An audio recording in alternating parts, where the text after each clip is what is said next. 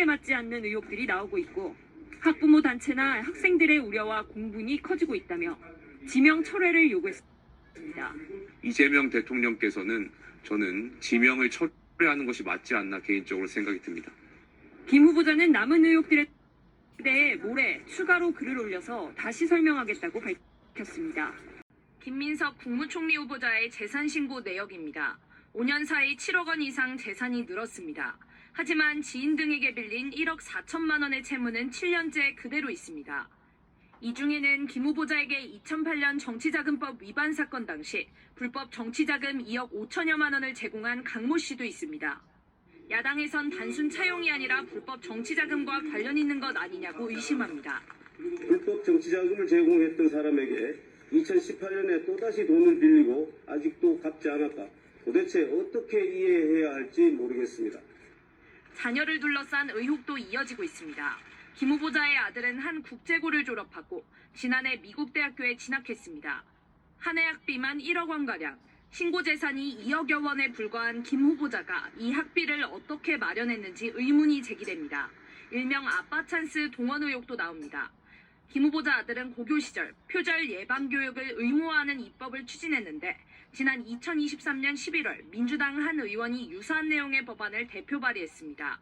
김 후보자도 공동 발의자로 포함됐습니다. 대학 입학 뒤엔 아들이 설립한 비영리 단체가 김 후보자 의원실과 함께 국회 세미나도 주최했습니다. 대입 입시에 활용된 것은 아닌가에 대한 우려가 그리고 그러한 것이 맞다면 공분이 매우 커져가고 있는 것도 현실입니다. 김 후보자는 오늘 이 같은 의혹에 대한 입장을 밝혔습니다. 먼저 개인 간 채무에 대해선 벌금과 세금 등 공적 채무를 우선 변제하느라 상환 만기를 연장했었다며 지금은 대출을 받아 전액 상환했다고 밝혔습니다. 또 아들의 표절 예방 관련 입법 활동은 대학 진학 원서에 활용한 적이 없고 아들 학비는 전 부인이 부담해줬다고 해명했습니다. 김 후보자는 특히 2008년 정치자금법 위반 사건 자체가 표적 사정의 성격이 농후하다며 검사 등 관련자를 인사청문회 증인으로 불러도 무방하다고 강조했습니다. 끝난 뒤에 제가 오늘 적당한 방식으로 말씀드리겠습니다.